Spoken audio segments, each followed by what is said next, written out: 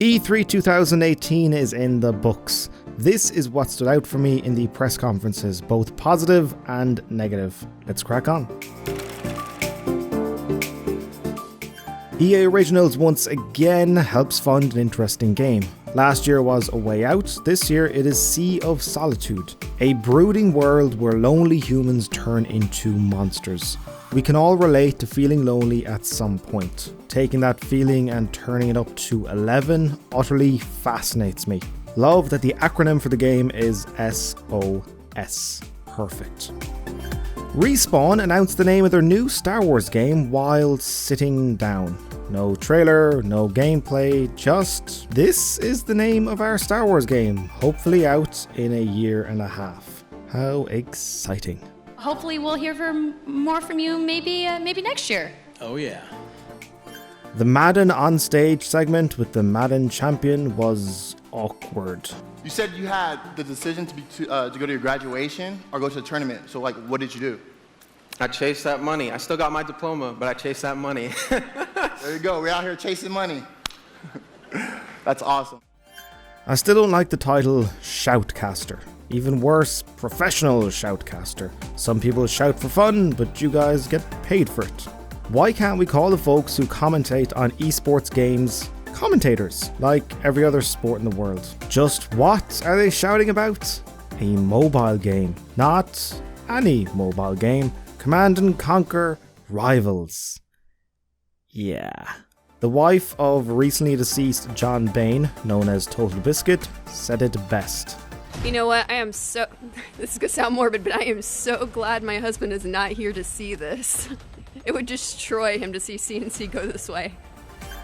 The whole thing was kind of boring. There was a good conference in there for 30 to 40 minutes, not 80. Plenty of things went on far too long. For example, Unravel 2 is great, but it did not need 8 minutes of stage time even if it is available to buy right now.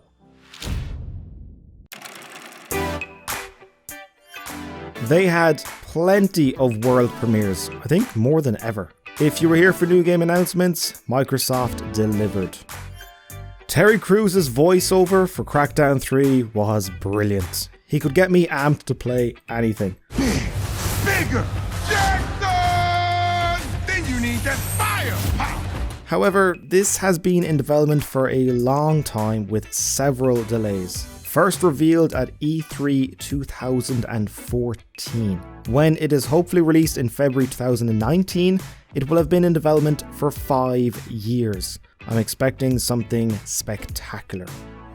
Xbox created one new studio, The Initiative, and acquired 4 others: Undead Labs, Playground Games, Ninja Theory, and Compulsion Games. Well fucking done. Xbox just about doubled their first-party studios. Sony has been knocking it out of the park for years with God of War, Horizon, Uncharted, and have Spider-Man, Death Stranding, and The Last of Us Part 2 on the way.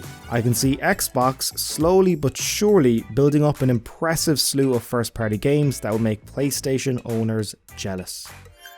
For the rest of our briefing, everything you show you will be world premiere games no one has seen before. Closing with nothing but world premieres for 20 minutes. Talk about ending strong. And have a great Easter.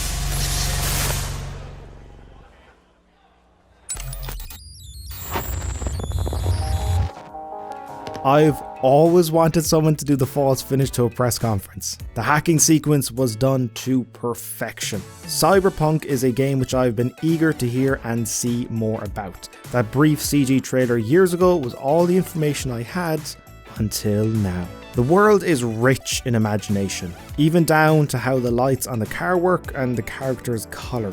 I know they showed gameplay behind closed doors. Some of the details which emerge include the game being an open world, first-person RPG with a focus on narrative. I was a bit iffy when I heard first person, but CD Projekt Red, or CD Projekt, those folks in Poland know what they're doing. Can't wait to see the gameplay myself. The only thing which bothered me had nothing to do with Microsoft. Little personal gripe. Why would you look at Phil Spencer when he is a meter away from you with your eyes, when you can look at him through the camera on your phone? And why have one phone when you can have two? I just don't understand. This was the best Microsoft press conference I can remember. Perhaps ever. I did not know Bethesda were the #1 ranked publisher on Metacritic. Congratulations. This is what you do if a retailer accidentally leaks your game. We're starting with a game that we announced a few weeks ago through our friends at Walmart Canada.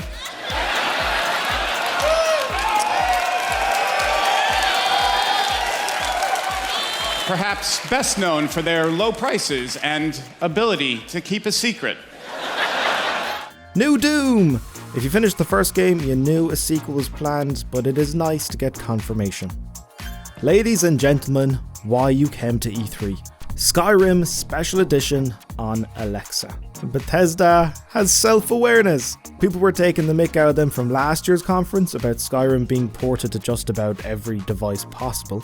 Bethesda can take a joke and make it better. I thought this was genuinely funny. Bethesda's first new franchise in forever was announced, Starfield. This will be interesting. I really didn't like the layout. Half the audience is almost forgotten. I would be furious if I was seated there. Are you ready to see some rage too? Yeah! Well, after this band plays a song though. Show the game, not a band performing to half the room. Other than some hiccups, good showing by Bethesda.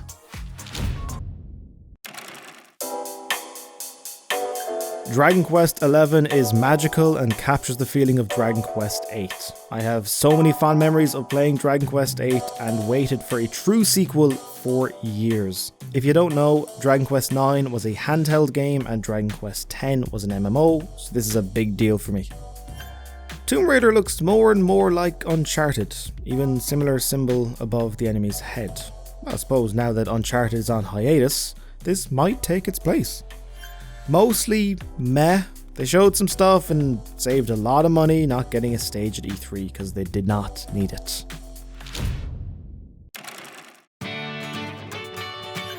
Yes, Ubisoft, you are learning. Always do Just Dance first. Most of the audience watching don't care about it. By doing a funky dance number to start the show, it sets a happy tone and gets Just Dance out of the way.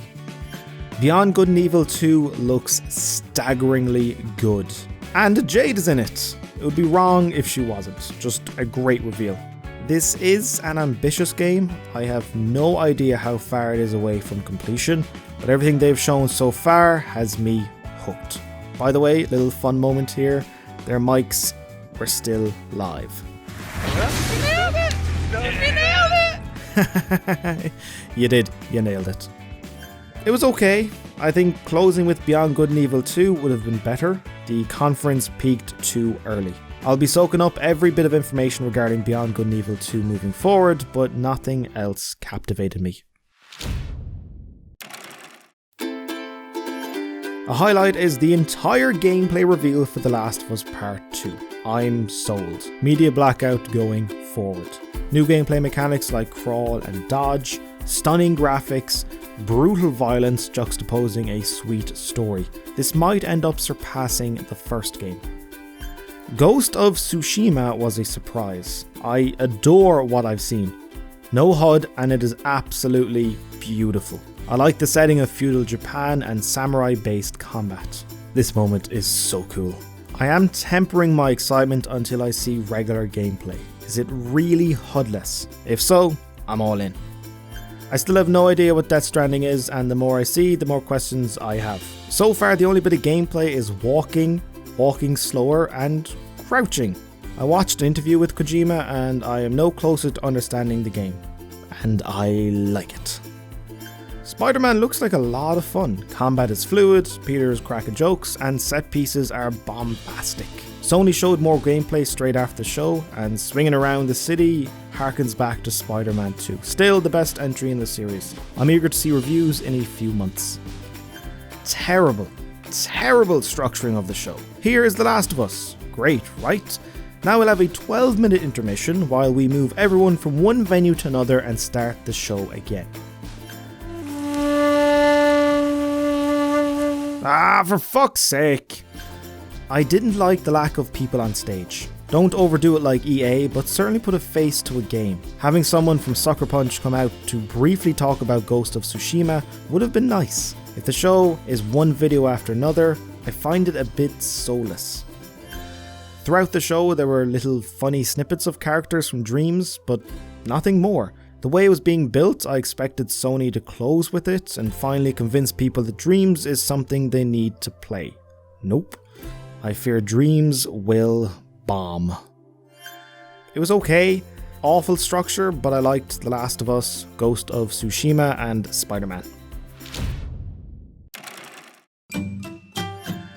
I don't feel qualified to talk about Nintendo. Their Direct meant nothing to me. Most of it was about Super Smash Bros, which I've never played. I have no strong feelings one way or another about their presentation. Kind of like those guys from Futurama.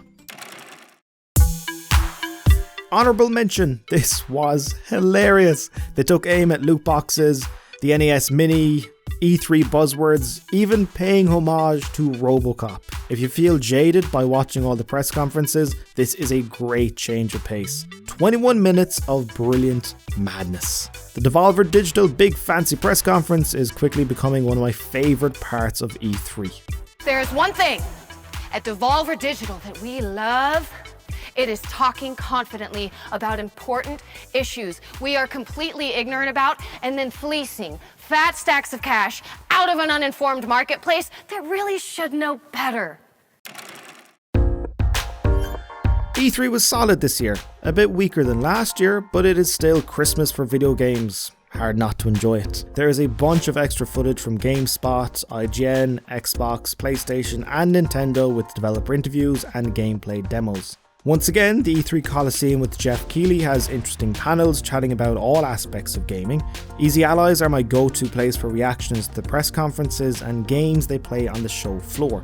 I'm sure plenty of your favourite gaming YouTubers are doing live streams and videos where you can get their takes. I haven't seen everything yet and plan on putting my feet up over the weekend and milking E3 for every last drop. Oh, do not miss Adam Boyes, John Vignacchi and Dave Lang sitting down with Jeff Gerstmann on the last night of E3 for Giant Bomb. It is basically four friends unwinding after a long show, shooting the breeze, throwing back perhaps a few too many drinks and being hilarious. They've done it for the last 3 or 4 years and it is always a highlight and the perfect way to close out E3. Hit him with the horns, Tony. Ba ba ba da ba. Ba ba ba da ba. Da ba ba. Yeah. Yo, with me. I don't care. Let me clear my throat. Did we just violate DCMA? Oh, maybe. Yeah, I think so. This whole thing's getting like muted on all these other services. Sorry. Because it's so accurate to the original, they're going to think it's the original recording.